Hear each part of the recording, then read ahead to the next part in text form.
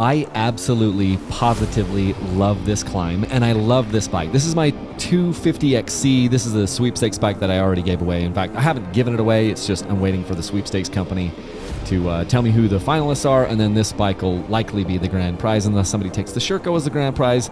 But this is the type of trail, I do this trail maybe twice a year, and it's a great like equalizer because it's about 8 minutes of just go hard or go home, and you're up at pushing 10,000 feet sea level, and you've ridden for a long time to get here. You've ridden for an hour and a half, you know, relatively hard, or 2 hours depending on how fast you're going, like relatively hard just to get here. And so your blood is already pumping.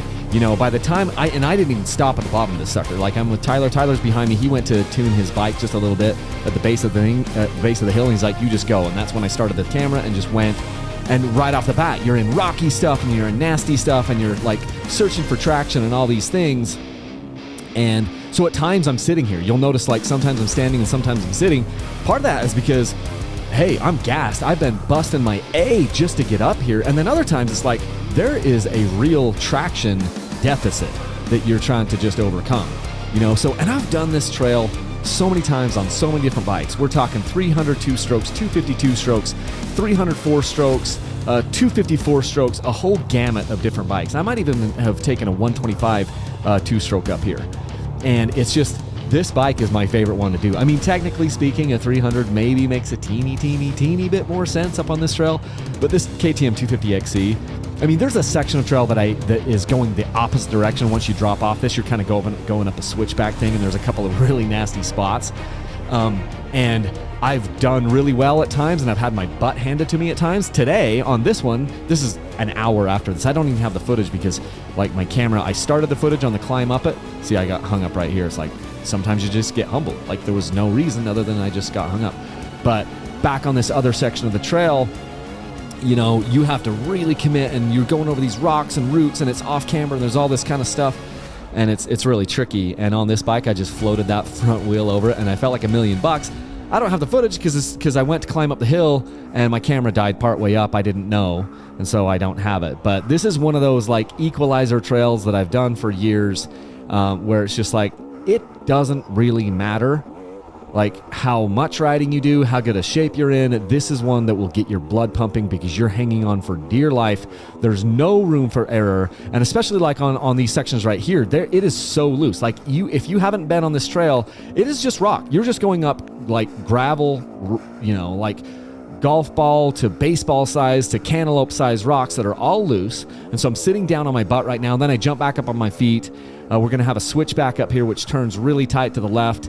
I'm back on my butt right here just to keep the momentum. I'm just gassed from hanging on, from getting to this point. So I'll come around this corner. I'm going to stay sitting down on the bike here, and I think I'll stay sitting as I recall on this right-hand switchback, and then I will just kind of like, and you're just searching for traction right here.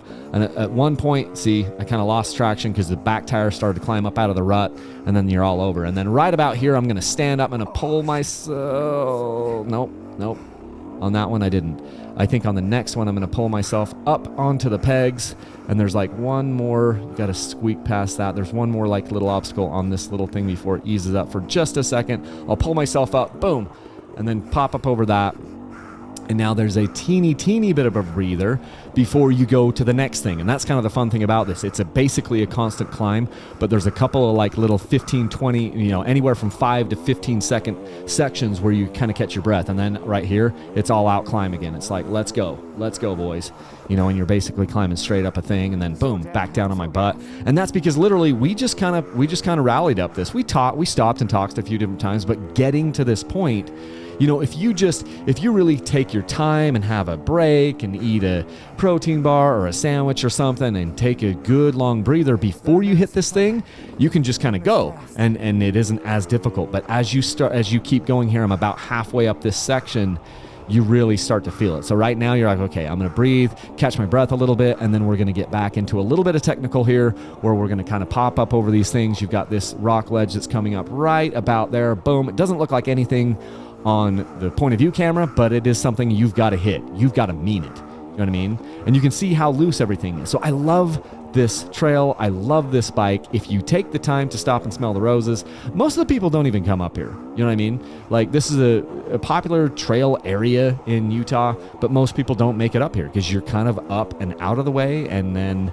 it takes a while to get up there. It's an out and back type thing. I just love this. But one of the things that's so great about a 252 stroke is they just do so many things so well. You guys have heard me talk about it for years. I love the freaking 250s.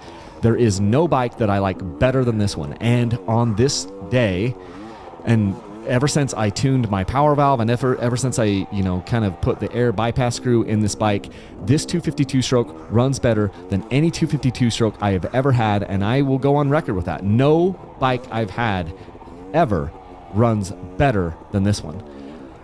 But there's another section that's coming up right here. There's kind of I think it's still coming up. It's like a wall hit right around a corner. You come around kind of a right-hander, and then you've just got a wall hit. I don't think I've been up it. I took my eyes off the screen for just a second, but I don't think I've hit it yet. So yeah, I think it's coming up just in a little bit where you'll kind of fade around. It's right here. Boom. You can't really see. That's a nasty undercut, like little wall hit right there. And I just go straight up it. I just go straight up the nastiest spot. Doesn't look like anything here on the point of view camera, my Sony Action Cam, but it's not. Those are some of the fun ones, not for the faint of heart. And then by that point, you've got a little bit of a breather here, and then it's basically one final push up to the summit. And so at this point, I didn't have my heart rate monitor on, but I know that once I start climbing up this last hill, I know my heart rate is going to be in the 170s. Maybe pushing 180. And my max heart rate as a 41-year-old man should be somewhere around 179. I know I can get it higher than that based off of workouts that I do and stuff. I don't know what my max heart rate is. It would be somewhere in the mid 180s, maybe even, I don't even know, 190 possibly, but theoretically, 220 beats per minute minus your age. Theoretically, I'm 179 max heart rate, but I know I can get above that because I got to 180 today on my workout, just doing some strength training here at my house. So at this point, if you've been on this trail, you know that you're about ready to just push the summit. You've just got this side hill that you're going to do, and it's basically a straight shot to the top. And this is where really, it's mind over matter. You just want to sit, and you just want to go slow, and you just want to wait, and you just want to stop. And this is where it's just like, let's get it. Let's get after it. And you notice how, like, body language, now I'm back up on the pegs, and I'm just pulling. I'm pulling. My hands are burning. My arms are burning. My legs are burning. My back is burning. I drop back down to get some traction and just kind of climbing up through this stuff. And it's like, okay, at this point, exhaustion is really starting to set in, and then boom. I'm probably going to stand back up on the bike here in just a second. But this is no joke, man. You just keep it going. And I live for this. I live for this. I live for this type of a ride. I love this bike. And there you are. You're at the summit. And you've made it, and you know that, hey, that was super fun. And it's just time to come around and snap a pic. And, maybe eat some lunch and have a snack. So these are the moments I live for, guys. Hopefully you're having an awesome day, and leave a single track.